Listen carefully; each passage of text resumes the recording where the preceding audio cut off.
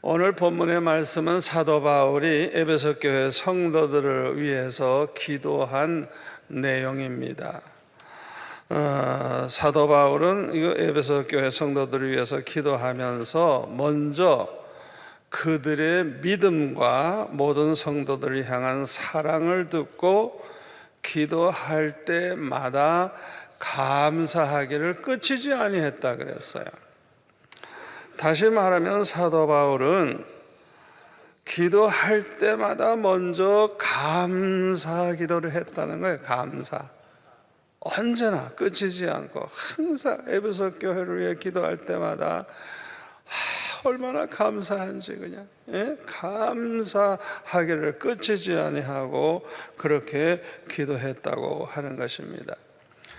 데살로니가전서 5장 17절에 보면 범사에 감사하라 그랬죠?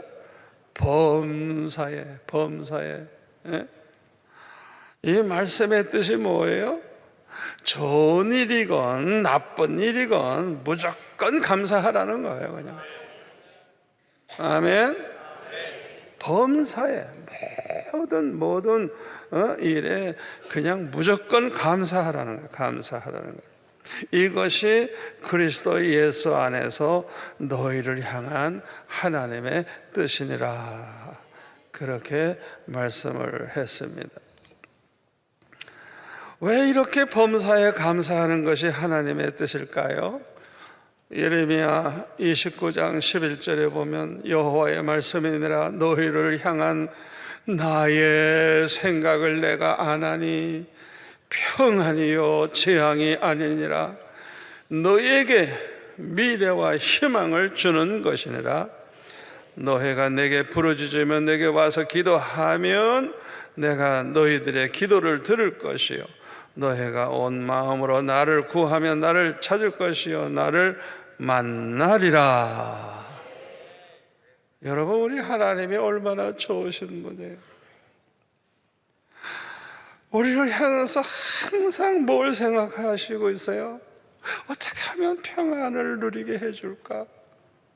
어떻게 하면 재앙을 내릴까가 아니에요. 하나님의 생각은 어떻게 해서든지 우리에게 평안을 주시기를 원하시고 미래와 희망을 주려고 하는 그런 생각. 그렇게 좋으신 하나님이에요. 그저 와서 부르짖기만 하면 하나님께서 그들을 기도를 들어주실 뿐만 아니라 하나님을 구하고 하나님을 찾으면 반드시 만날 것이라고 그렇게 말씀하고 있어요. 그렇게 좋으신 분이. 이사야 38장 17절에 보니까 보옵소서 내게 큰 고통을 더하신 것은 내게 평안을 주려 하심이라. 이야, 이 말씀 이거 굉장히 중요한 말씀이에요. 큰 고통을 더하신 것은 내게 평안을 주시기 위함이라. 주께서 내 영혼을 사랑하사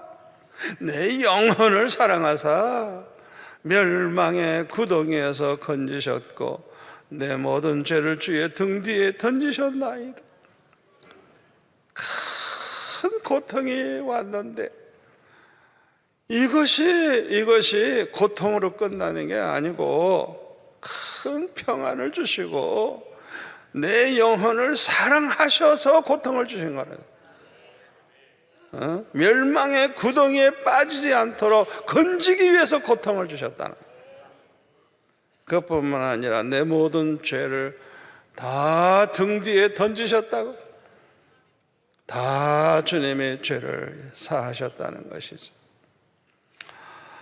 우리는 모든 것이 잘 되고 형통하는 것을 축복이라고 생각하고 고통이 오면 그것은 하나님의 축복이 아니라고 그렇게 생각하기가 참 쉽습니다. 그런데 사실은 그렇지가 않아요.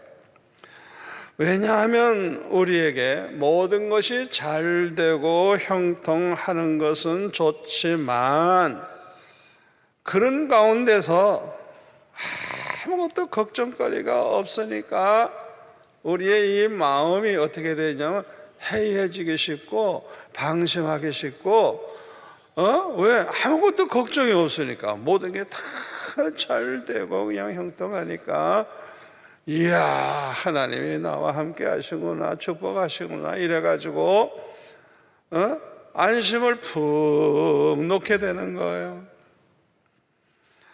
그런데 문제가 하나 생기는 거예요. 뭐가 생겨요? 영적으로 잠을 자기 시작을 하는 거예요. 기도할 게 없어. 옛날에 어려움 있을 때는 그래도 그냥 안타까워서 기도했는데 기도할 게 없는 거예요. 모든 게 잘 되니까 그냥 감사합니다 하고 넘어가면 되는 거라. 영적으로 잠을 자게 돼요, 대부분의 사람이. 그리고 육신의 쾌락을 추구하면서 죄 가운데서 살게 되는 경우가 너무 많아요. 이렇게 된다고 하면 그것을 축복이라고 할 수가 없는 것입니다. 사무엘 11장에 보면 다윗이 항상 전쟁에 승리를 하게 되니까 요압 장군이 암몬 자손을 멸하고 승리를 하고 있었어요. 그래서 다윗은 전쟁에 나갈 필요도 없어요. 아주 한 번도 진 적이 없으니까, 백천백성이니까. 이제 다윗도 나이가 좀 들었으니까 이제는 나오지 말라고, 전쟁터에 나오지 말라고. 얼마나 좋아요, 얼마나 좋아요. 그러니까 이제 낮잠을 자게 되는 거예요. 만약에 급한 상황이라면 그 낮에 잠잘 시간이 어디 있겠어요? 밤에도 잠을 못 자고 기도할 판인데. 그런데 너무 좋은 거예요. 모든 게 잘 되고 나라가 부강하고. 그래서 낮잠을 잤어요. 낮잠 자고 일어나가지고 바람 쐬겠다고 궁전 지붕에서 이렇게 내다보니까 웬 젊은 여자가 뻘거벗고 목욕하고 있는데, 야, 가서 알아봐라. 누구냐?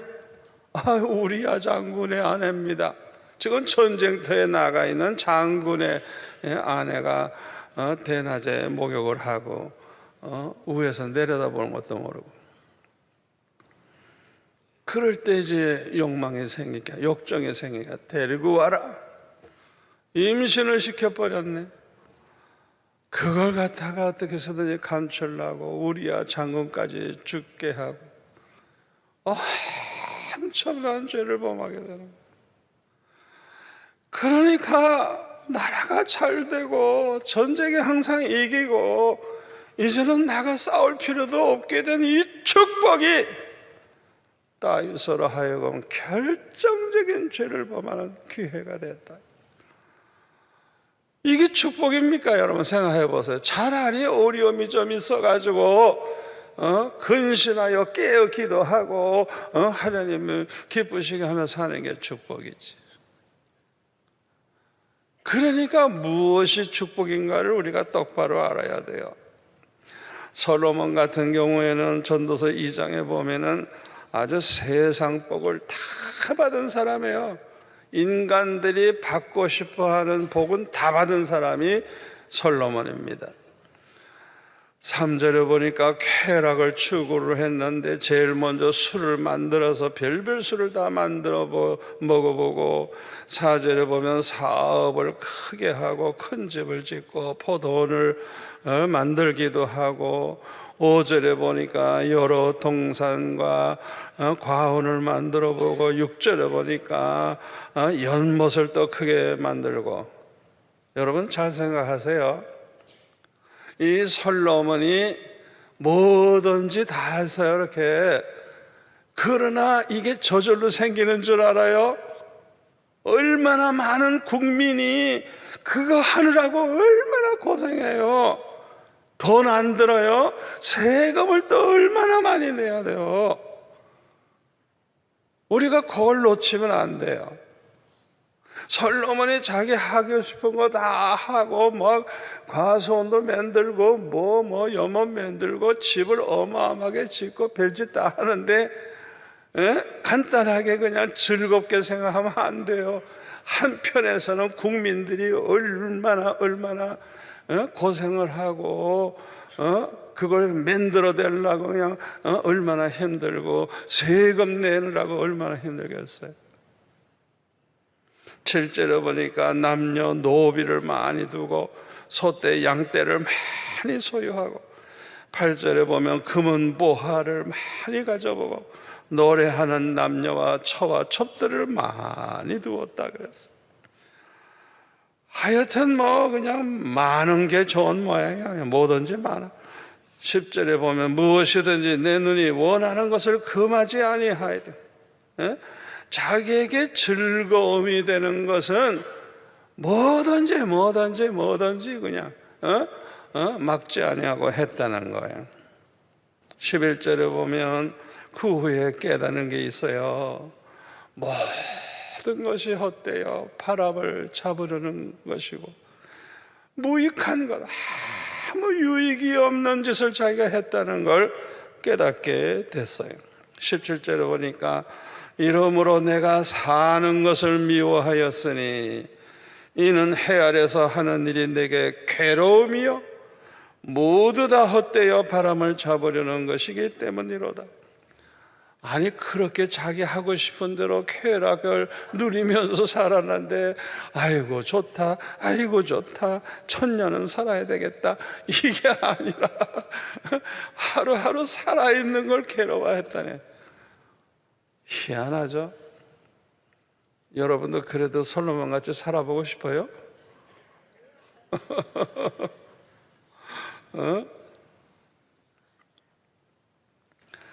솔로몬에게 주어진 그 모든 복이 그냥 마음껏 죄 지을 기회가 됐어. 그냥 못된 짓 하고 싶은 거 다 할 수 있는 그 권세 가지고 그렇게 썩어질 짓을 한 거예요. 그뿐만 아니라 나는 평생 한 번 모시고 살아도 힘들었는데 1000명의 여자를 데리고 살았어. 여러분, 이 행복이라고 하는 것은요 서로를 행복하게 해줄 때 행복이 돌아오는 거예요. 심은 대로 돌아오는 거예요. 왜 이렇게 아멘이 작아? 자, 그런데요 1000명의 여자를 데리고 살았으니까 그 여자들은 남편 보려면 3년 걸려. 그냥 3년 별르고 하룻밤을 만났는데 솔로몬은 날마다 달겨드는 여자 때문에 아주 지겨운 거예요 그냥. 자, 그러니 그 여자를 행복하게 해줬겠어요? 기쁘게 해줬겠어요?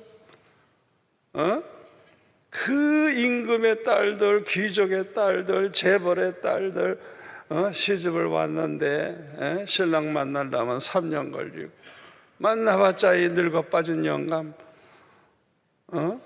뭐 그냥 밤낮 그냥 못 살겠다고 죽겠다고 그냥 야단이고.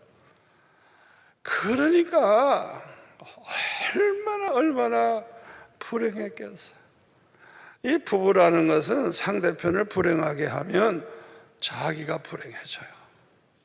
그러니까 솔로몬이 1000명의 여자를 불행하게 만들었으니 솔로몬이 행복할 수가 없는 거예요. 또 자녀들이 1000명도 넘었을 거예요.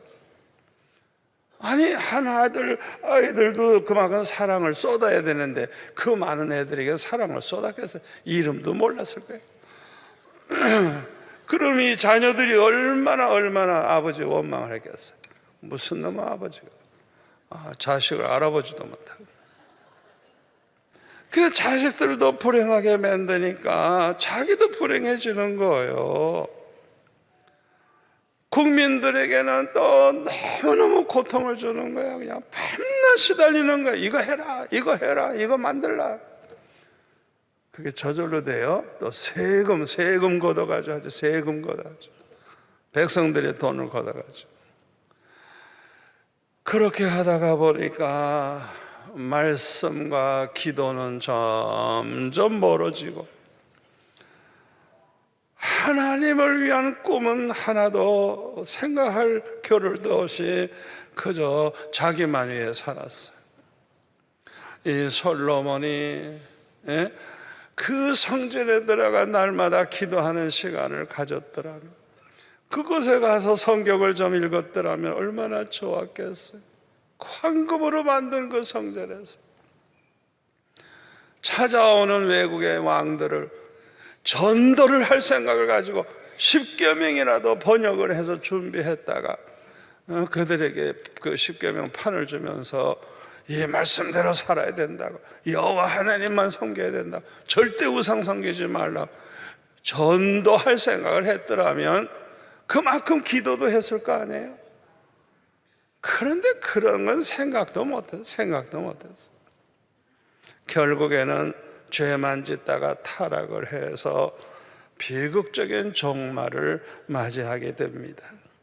그러니까 전도서는 처음부터 헛되니 모든 것이 헛되다.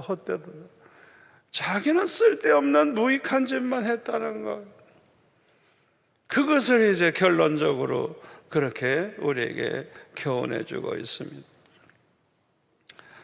우리가 어려움을 당하고 고통이 좀 있다 할지라도 그것 때문에 기도 많이 하게 되고, 그것 때문에 겸손해지고, 그것 때문에 거룩하게 살게 되고, 그것 때문에 하나님을 기쁘시게 해드리면서 살게 된다고 하면 어려움을 당하고 고통을 당하던 것이 더 큰 축복이 아닐까요? 그래서 시편 기자는 시편 119편 71절에 보니까 고난당하는 것이 내게 유익이라, 이로 말미암아 내가 주의 윤례를 배우게 되었나이다. 67절에 보니까 고난당하기 전에는 내가 그릇 행하였더니 이제는 주의 말씀을 지키나이다. 왜 고난당한 것이 축복이고 고난당한 것이 나에게 유익이 되느냐? 이 고난을 통해서 옛날에 삐뚤어진 삶을 살았던 거 고쳐서 이제는 말씀대로 사는 자가 되었으니 오히려 고난당한 것이 내게 유익이라, 이 시편 기자는 고백을 하고 있는 것입니다. 그런데 사도 바울은요, 감사 기도를 먼저를 하되 감사 기도를 끝이지 아니했다 그래서요.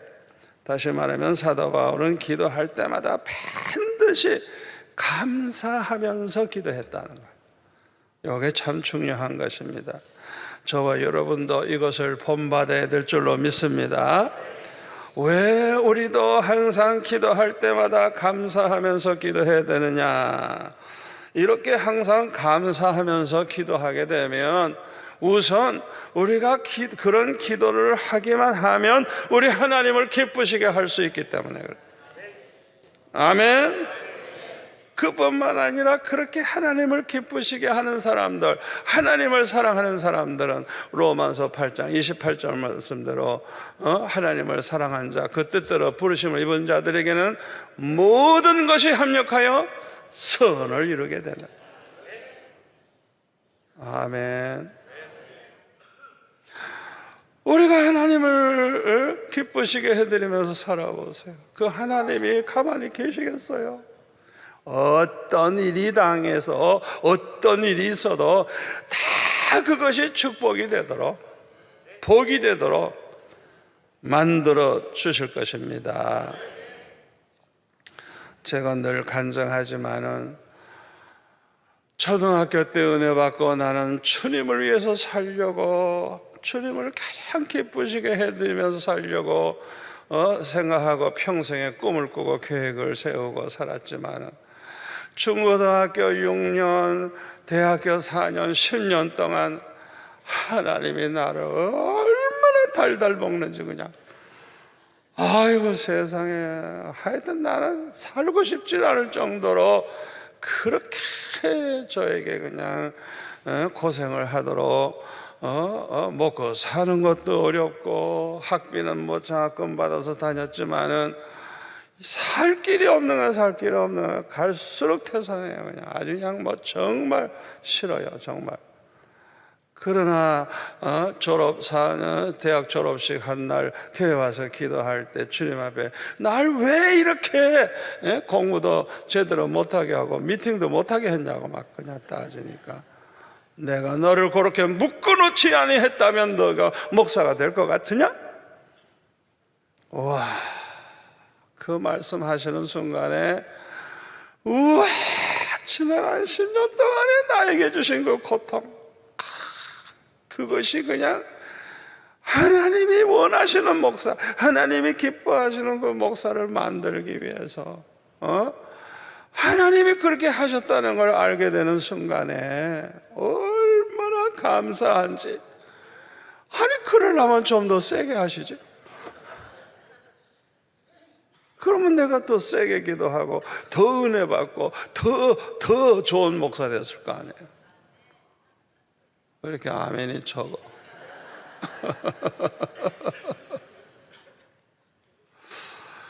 이야, 지나고 보니까 그 중고등학교 6년, 대학교 4년, 요때 제일 실수가 많고 요때 잘못되기 쉽고, 얼마나 요 중요한 기간입니까?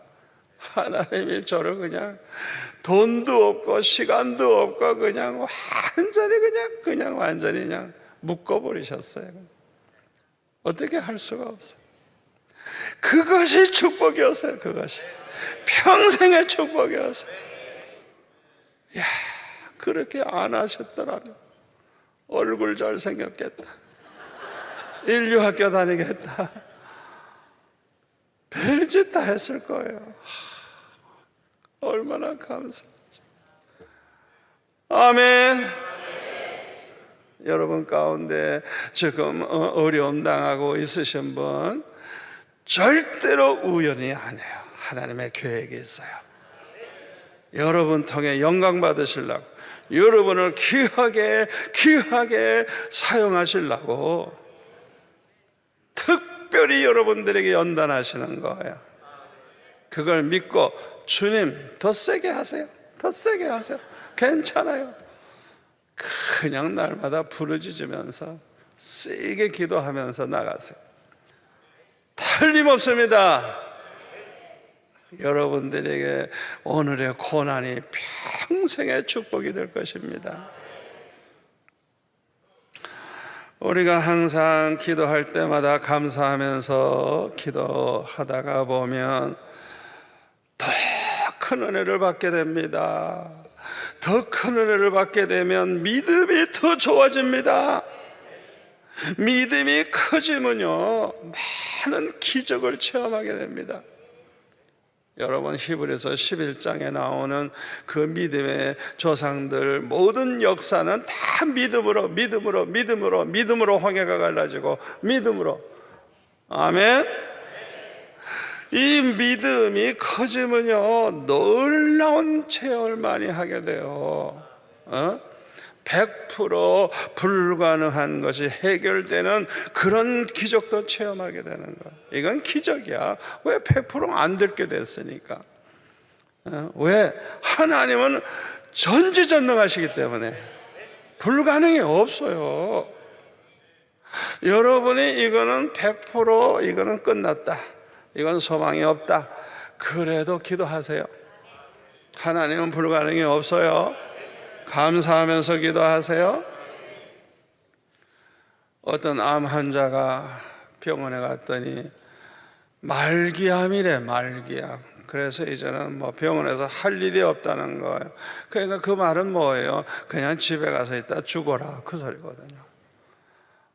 그런데 이분이 믿음이 있으니까 금식 기도원에 가가지고 그 기도굴에 들어가가지고 그 혼자 들어가 기도하는 그 안에 저도 들어가 봤습니다만 그 안에 딱 들어가가지고 기도하기 시작하는데 이분이 뭘 했느냐, 노트 한 권 가지고 볼펜 하나 가지고 날마다 지금까지 살아오면서 생각나는 감사할 일을 쓰기 시작해요. 감사, 이것도 감사, 이것도 감사.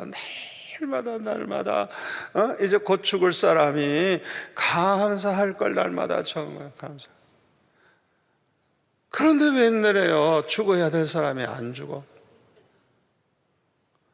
죽어야 될 사람인데 안 죽어.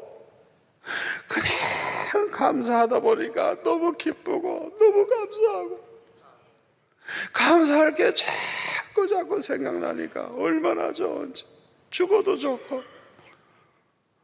너무너무 감사한 거예요. 여러분, 이 감사하는 믿음, 죽음 앞에서도 감사하는 믿음같이 큰 믿음이 없어요. 이 큰 믿음은 큰 기적을 가져옵니다. 아멘.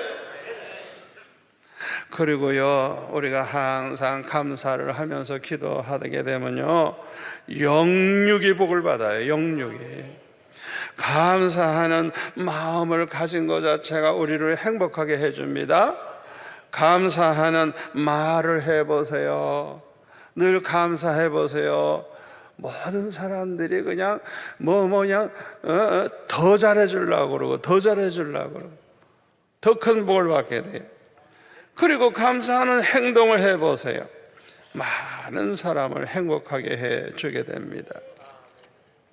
그런데 본문 15절에 보니까 이로 말미암아 주 예수 안에서 너의 믿음과 그랬는데, 사도 바울은 에베소 교회 성도들이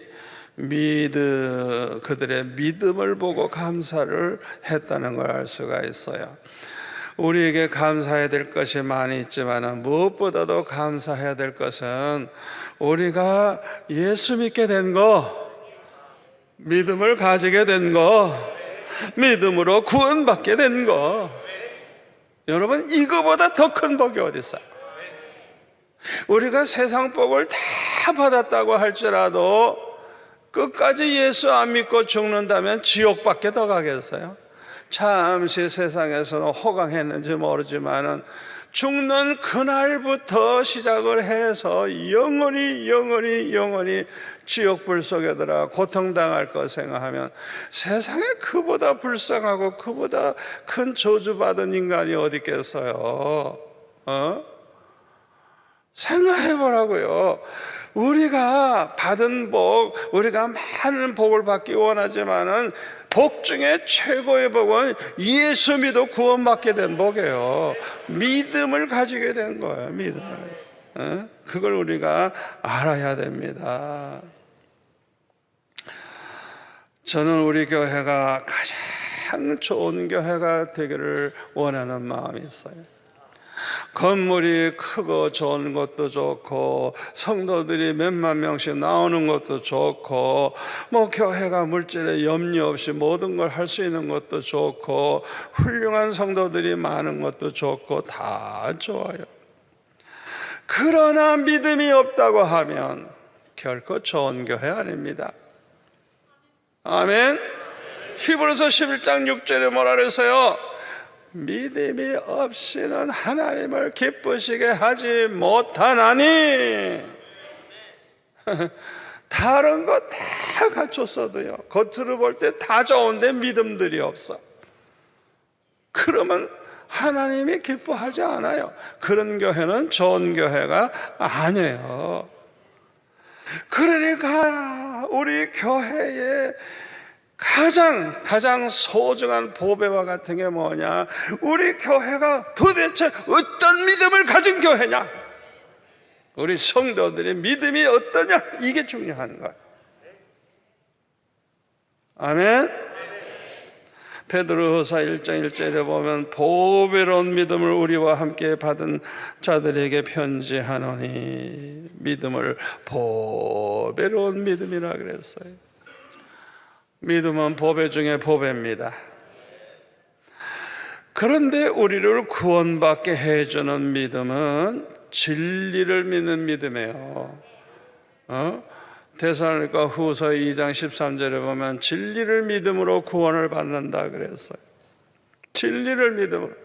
요한복음 17장 17절에 보면 내 아버지의 말씀이 진리다 그랬어요. 하나님의 말씀.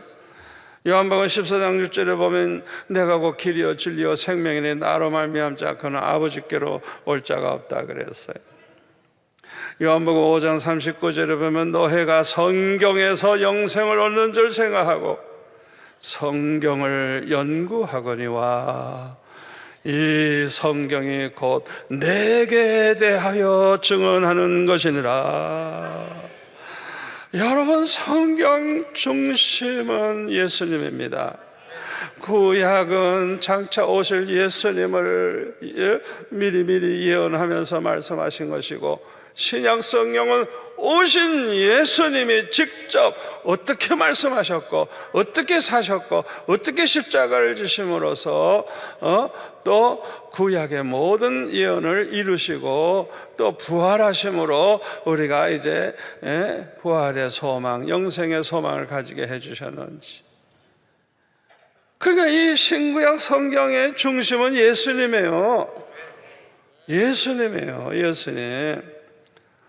진리가 되시는 예수님, 내가 곧 길이요 진리요 생명이니 나로 말미암지 않고는 내 아버지께로 갈 자가 없다는 거예요. 예수님만이 그리스도, 예수님만이 메시아, 예수님만이 우리를 구원받게 하시는 분이에요. 왜? 예수님이 우리를 위해 십자가 주셨으니까. 예수님 외에 누가 우리의 죄 문제를 해결해 주고 누가 천국에 가게 해 주겠어요? 디모데후서 3장 15절에 보면은 또 어려서부터 성경을 알았나니 성경은 능히 너로 하여금 그리스도 예수 안에는 믿음으로 말미암아 구원에 이르는 지혜가 있게 하느니라. 모든 성경은 하나님의 감동으로 된 것이니. 아멘. 이 성경은 하나님의 감동을 받은 사람들이 기록을 한 거예요. 성령의 감동 속에서 이 성경책이 기록이 되는 거예요. 그래서 이 성경의 진리를 우리가 다 그대로 믿어야 되는데, 이렇게 성경에 기록된 하나님의 말씀이 다 믿어지는 것은 사실 기적입니다. 기적. 아니, 우리가 천지창조 6일 동안에 됐다는 거 그거 믿어져요? 그거 말도 안 되지. 그런데 우리는 믿어요. 왜 믿어요? 하나님이 어떤 분인 줄 아니까. 하나님이 천지전능하신 분인 줄 아니까. 말씀 한마디만 해도 빛이 있으라 하면 빛이 생기고 죽은 자를 일어나라 하면 일어나고 풍랑을 향해서 잔잔하라 하면 잔잔해지는 그런 하나님이니까 가능하죠. 하나님을 우리가 알고 그 하나님을 믿으니까 성경을 다 믿을 수 있는 거예요. 아멘. 그러니까 저와 여러분이 이 성경 말씀 이것을 다 믿는다는 것 자체가 기적인데, 이 믿는 것 자체가 하나님의 은혜로 되는 거예요. 그래서 에베소서 2장 8절에 보면 뭐라 그랬어요? 너희는 그 은혜에 의하여 하나님의 은혜로 믿음으로 말미암아 믿음을 가지게 된 것도 은혜, 믿음으로 말미암아 구원받는 것도 은혜. 이것은 너에게서 난 것이 아니요 하나님의 은혜로운 선물이라. 아멘. 아멘. 그래서 고린도전서 12장 3절에 뭐라 그랬어요? 성령으로 말미암지 않고는, 하나님의 영으로 말미암지 않고는 아무도 예수를 주시라 할 자가 없느니라. 성령의 은혜로, 성령의 감동으로 쓰여진 말씀이 다 믿어지는 거, 이해가 되는 거야. 와, 이건 뭐 기적이에요. 기적. 세상 사람들이 볼 땐 기적이에요. 기적. 이게 믿어지는 게 기적이에요. 에베소서 1장 3절부터 보면은 예수 믿어 구원받은 성도들은 하나님이 창세전에 택해 주신 사람들이고 성자 예수님의 십자가의 보혈로 죄사함을 받은 사람들이고 성령으로 말미암아 예수 믿어 구원받아 하나님의 자녀로 거듭난 사람들입니다. 그런데 오늘날 기독교인이라고 말하는 사람들 중에는 하나님이 창세전에 택해 주셨다는 걸 안 받아들여요. 안 받아들여요. 이건 말도 안 된다 이거예요. 이건 억울하다 이거예요. 예? 안 받아들여요. 많은 신학 박사들, 많은 목사님들이 그걸 안 믿어요. 또 우리 예수님의 보혈의 피로 죄사함을 받았다 그랬잖아요. 이 예수님을 세계 4대 성자 중에 하나로 훌륭한 그런 사람으로 믿는 기독교인이 많이 있어요. 신학 박사들 중에도 그래요. 다시 말하면 예수님을 그리스도시요 살아계신 하나님의 아들로 예수님이 참 인간이면서도 참 하나님이라는 걸 믿지 않는 사람들이 너무 많은 것입니다. 왜 이렇게 믿어지지 않을까요? 성령으로 거듭나지 못했기 때문에 그래요.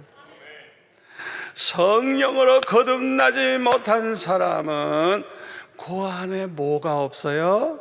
성령이 없어요. 성령으로 거듭난 성도들만이 고린도전서 3장 16절 말씀대로 이 몸뚱아리가 하나님의 성령의 전이고 우리 안에 하나님의 성령이 계시는 거예요.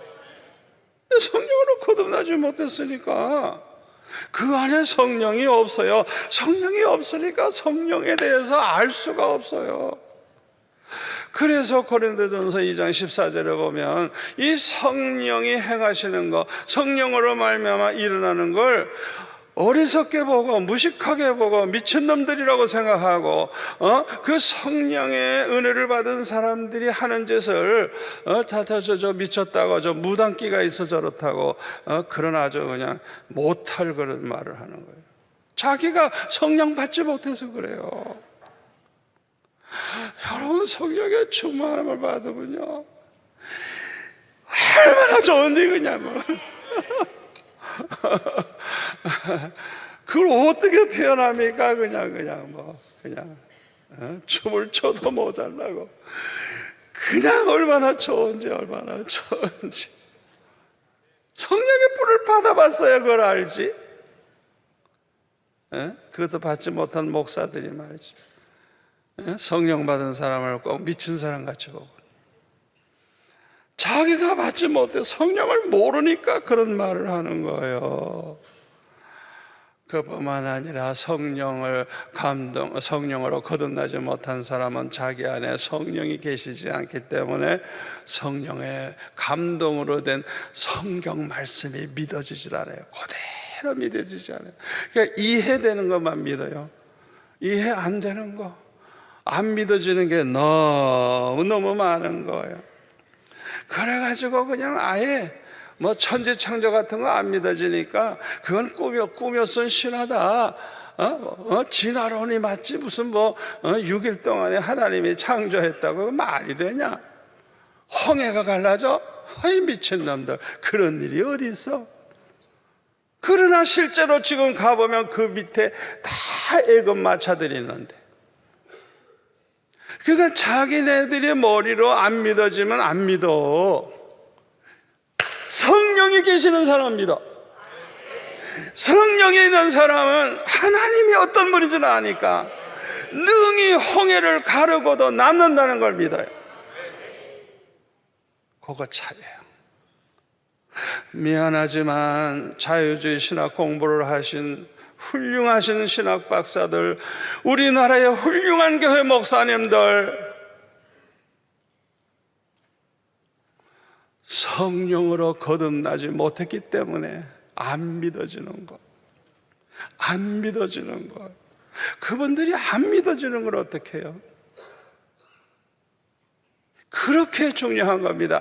이 성경 말씀이 그대로 믿어지느냐 안 믿어지느냐가 너무너무 중요한 것입니다. 여러분들이 그걸 아셔야 돼요. 진리의 말씀, 하나님의 말씀, 주님의 말씀, 그 진리를 그대로 믿어지지 않는 사람은 구원 못 받아요. 그게 믿어지는 사람만, 그 믿음, 진리를 믿는 믿음으로 구원을 받는 것입니다. 그런데 에베소 교회의 성도들은 성령으로 말미암아 예수님을 믿게 되었으므로 사도 바울은 감사하게 된 것입니다. 그런데요, 하나님을 기쁘시게 하는 믿음은요, 첫째로 하나님을 똑바로 아는 믿음입니다. 하나님을 모르고서 어떻게 하나님을 기쁘시게 하나님의 믿음을 가질 수 있겠어요? 하나님을 똑바로 아는 믿음.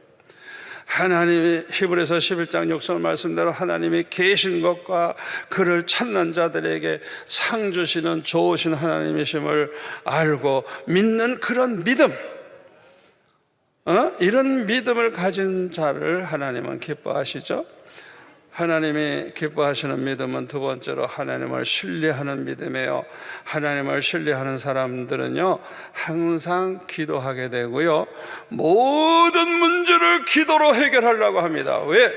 하나님은 전지전능하시기 때문에 불가능이 없고, 하나님은 절대 주권을 가지고 계시기 때문에 하나님이 허락해야 된다는 걸 알기 때문에 기도할 수밖에 없어요. 또 하나님의 신실하심을 믿기 때문에 하나님은 구하라 그러면 주실 것이요, 찾으라 찾을 것이요, 두드리라 열릴 것이라고 말씀하셨어요. 그렇기 때문에 하나님을 신뢰하는 사람은 모든 문제를 기도로 해결하려고 해요. 기도로. 아멘. 또 하나님의 사랑을 믿거든요. 로마서 8장 32절에 아들을 아끼지 아니하시고 내어주시니가 어찌 너희들 구하는 걸 주시지 않겠느냐. 아멘. 우리를 구원하기 위해서 독생자까지 보내주신 하나님이라면 우리에게 아까워서 안 줄 게 뭐가 있느냐 이거예요. 아멘. 그러니까 기도할 수밖에 없는 거예요. 모든 문제를 기도로 해결하는. 세 번째로 하나님을 기쁘시게 하는 믿음은 하나님을 사랑하는 믿음이에요. 우리가 정말 믿음이 있느냐 없느냐 알려고 하면 우리가 사랑하는 마음이 있느냐 없느냐 그거 보면 알아요. 믿음이 너무너무 작아져서 겨자씨만한 믿음밖에 없다고 할지라도,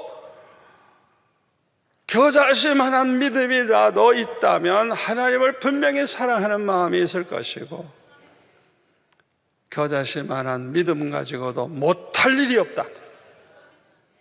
아멘. 구원을 받게 되는 것입니다. 그래서 마태복음 17장 20절에 겨자씨만한 믿음이 있어도 산을 저리로 옮기라 하면 옮겨질 것이고 또 너희가 못할 게 없다고. 여러분, 아무리 작은 믿음이라도 있다면 그 믿음 가지고 하나님 앞에 구해 보세요. 기도해 보세요. 기도하다 보면 은혜 받고, 기도하다 보면 믿음이 자라고, 기도하다 보면 기적이 일어나는 거예요.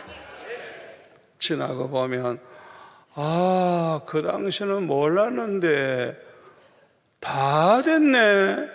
지나고 보니까 이야, 내가 이렇게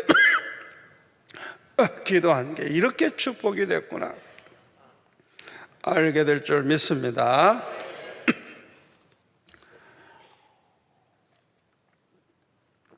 그런데 누구나 처음에는 믿음이 작아요.